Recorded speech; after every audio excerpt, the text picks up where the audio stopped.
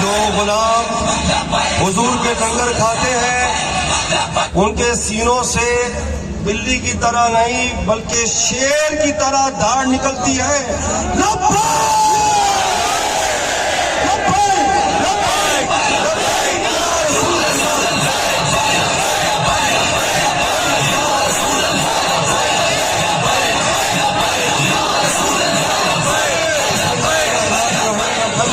رب العالمین والصلاة والسلام علی سید الانبیاء والمرسلین.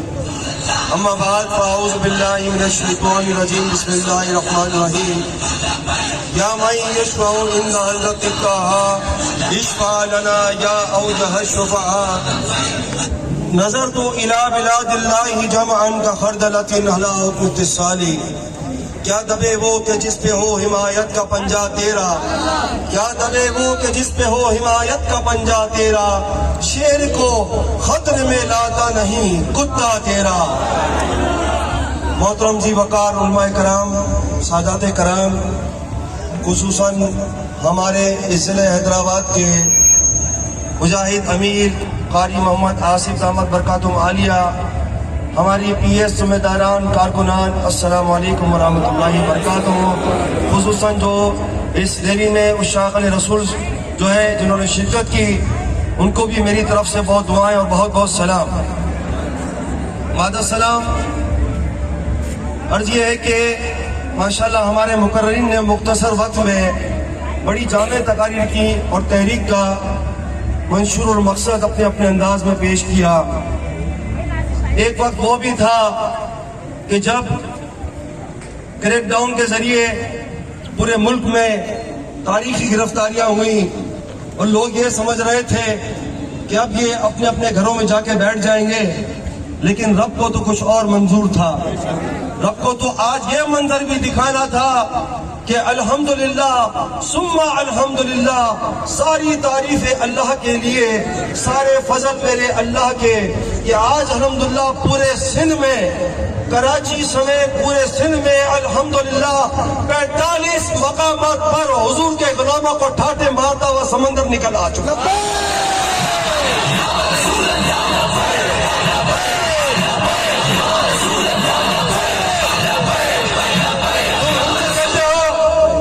تم ہم سے کہتے ہو کہ لبیک والوں کو سیاست نہیں آتی، یہ مولوی ہے، یہ مسجد میں بیٹھ کے اللہ اللہ کرے. ارے جو کام تم 73 سالوں میں نہیں کر سکے، انشاءاللہ وہ کام بہت ہی جلد یہ لبیک والے کر کے دکھائیں گے.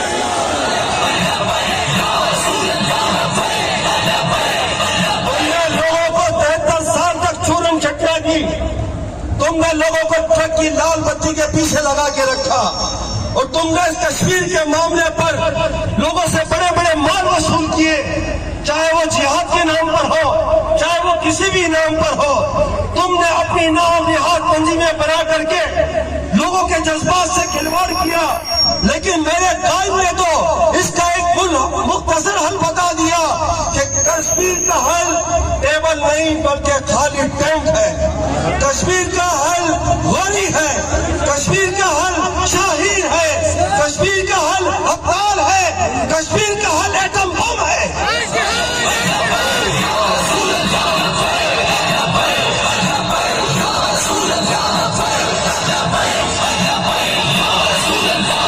آج الحمدللہ حیدرآباد کا کراچی اور لاہور تو دور کی بات ہے، الحمدللہ اس سندھ کے دوسرے بڑے شہر حیدرآباد میں دیکھ لو، یہ سب سے زیادہ حضور کے غلام کہاں نکلے ہیں، کس کے پرچم تلے نکلے ہیں.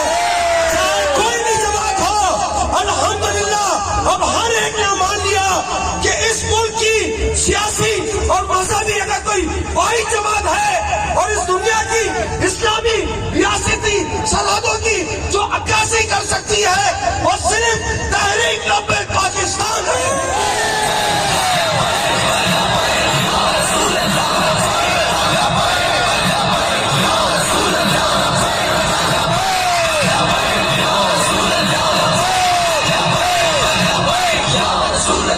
کشمیر ہمارے بھائی جو 73 سالوں سے ظلم کا شکار ہے، وہاں ایسی ایسی قبریں ملی ہیں کہ جو کہ گھروں سے نمودار ہوئی ہیں.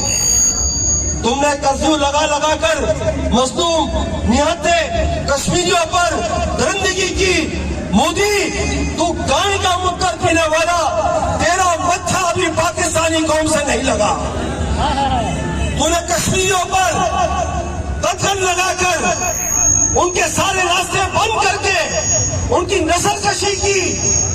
ہم حکومت کو ابھی بھی یہ مشورہ دیتے ہیں کہ جس طرح پہلے حکومتوں نے غلطیاں کی تم اس غلطی کو مت دہراؤ. تم ہمت پکڑو. تمہارے ملک میں وسائل کی کون سی کمی ہے؟ مصلحتوں کی بات کرتے ہو. آج جس جماعت کو دیکھو مصلحت کی بات کی حالات صحیح نہیں ہے. جی روٹی بند ہو جائے گی. ارے روٹی تو کتے کو بھی مل جاتی ہے. روٹی تو کتے کو بھی مل جاتی ہے. تمہارا ایمان کہاں چلا گیا؟ کہاں گئی وہ غیرت جو سلطان صلاح الدین ایوبی میں تھی؟ کہاں گئی وہ غیرت جو مجدد الفسانی میں تھی؟ کہاں گئی وہ غیرت جو اعلیٰ حضرت امام الشاہ احمد رضا بریلوی میں تھی؟ آج حکومت کو جو چھوڑے، آج چند نام یاد مولوی جی جذبات میں بات کرتے ہیں. ارے مسلمان کا کام ہی جذبات کا اظہار کرنا.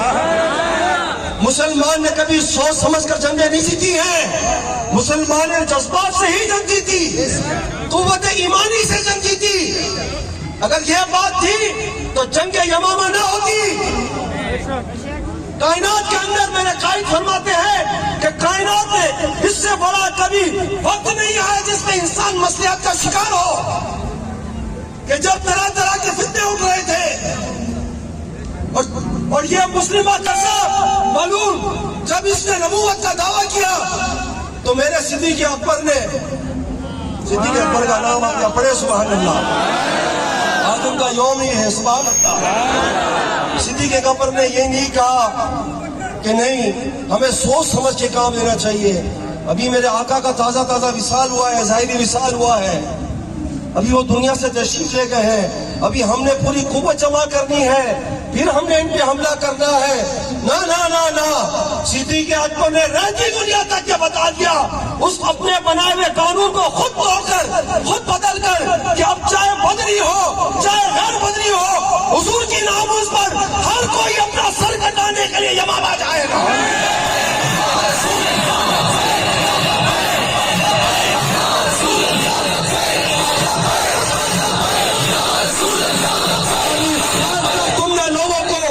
امن کا درس دے دے کے لوگوں کے سینوں سے جو جرأت و بہادری نکال دی تھی، آج دیکھ لو الحمدللہ محمود غزنوی کے وارث پھر آ گئے. میرے قائد کی قربانی انشاءاللہ ضائع نہیں جائے گی. میرے قائد کا جنازہ ایسے ہی کروڑوں میں نہیں ہوا. میرے قائد نے ایسے ہی اپنی ویل چیئر پر بیٹھ کر کے چکر نہیں کاٹے تھے، اس وقت کے لیے چکر کاٹے تھے. آج ہم تمہیں پیغام دیتے ہیں، اور یہ قاری صاحب نے کہا کہ کشمیر کا معاملہ اور پھر اس سے بڑھ کر ہمارے لیے بیت المقدس کا معاملہ، بے شک، لیکن مجھے آج بھی میرے قائد محترم کی علیہ رحمہ کی وہ بات یاد ہے جب وہ کراچی تشریف لائے تھے، جب ہمارے ووٹوں پر تاریخ کا بدترین ڈاکہ ڈالا گیا تھا، اور اس وقت وہ اس احتجاج کے لیے وہاں تشریف لائے تھے. لیکن اسی دن جب خبر آئی کہ گستاخ ہالینڈ کا خنزیر ویلڈر میرے آقا علیہ الصلوۃ والسلام کے خاکے بنا رہا ہے، تو میرے قائد نے کہا ہٹاؤ ان ووٹوں کو.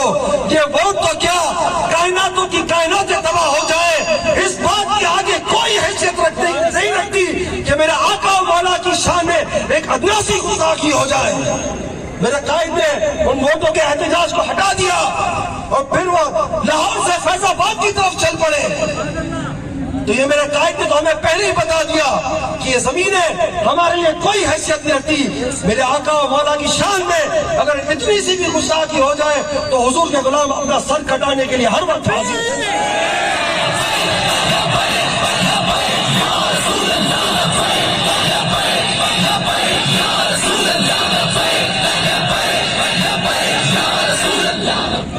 بہرحال وقت بہت ہو چکا ہے.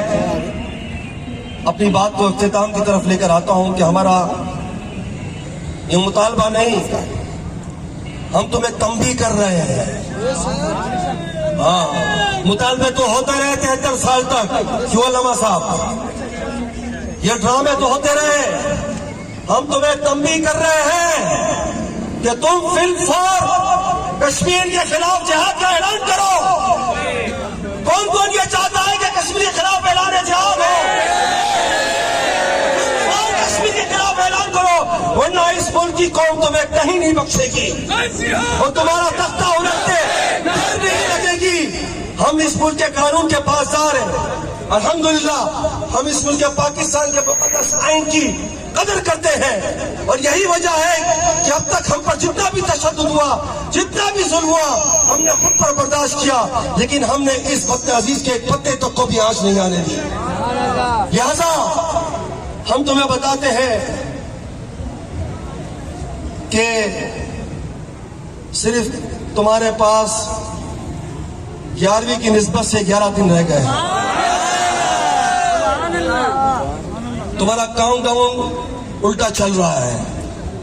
ہمیں پتا ہے کہ ہمارے ذمہ داران کو فون کیے جا رہے ہیں، تمہارا ڈیٹا دو۔ تمہارے پاس پیسہ بہت ہے، تمہارے پاس وسائل بہت ہیں، تمہیں ایک نہیں تمہیں ہزاروں کو ڈیٹا مل جائے گا، بس تمہیں مدینے کی ٹکٹ کرانی ہے اور میرے آقا کی بارگاہ میں حاضر ہونا ہے، اور وہاں جاؤ اور کہو کہ اے آقا ہمیں ذرا لبیک والوں کا ڈیٹا تو دے دیں۔ میرے آقا تمہیں ڈیٹا بھی دیں گے اور تمہیں توفیق اور ہدایت بھی دیں گے۔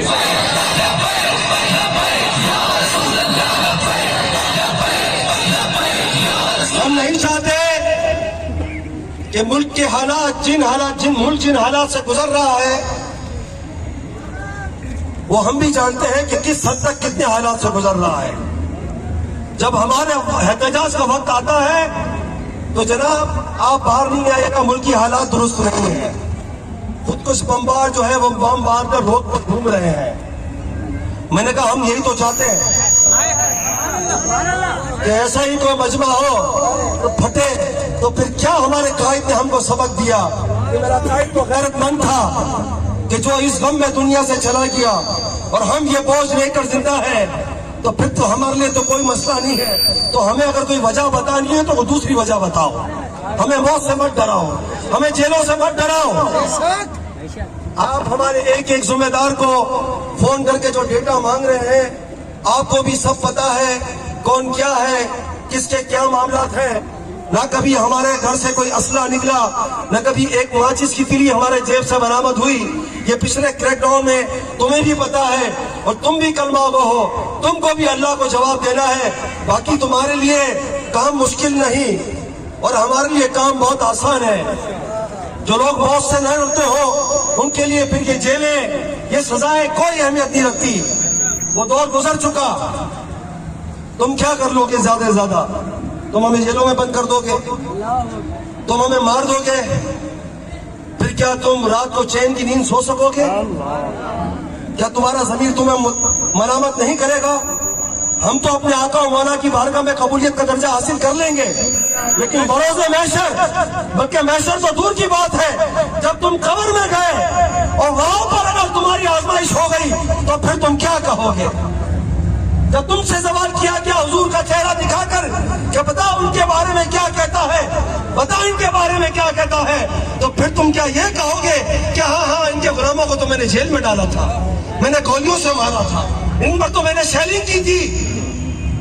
تو ڈرو اللہ کے عذاب سے اور ہمیں دبانا چھوڑ دو، کیونکہ ہم نے تو کرنا وہی ہے جو ہمارے قائد نے ہمیں اشارہ دیا، جو اشارہ ہمیں مدینے کے تاجور آمنہ کے لال نے دینا ہے۔ ہمارے پاس کوئی راستہ نہیں، ہمارے پاس اب کوئی واپسی کا راستہ نہیں، لیکن تمہارے پاس ایک ہی نجات کا راستہ ہے، دنیا و آخرت کا ایک ہی راستہ ہے کہ تم اس خنزیر کیمرون کے ٹاؤن، اس فراز کے سبھی کو فی الفور اس ملک سے دربدر کرو۔ لبیک یا رسول اللہ، لبیک یا رسول اللہ، لبیک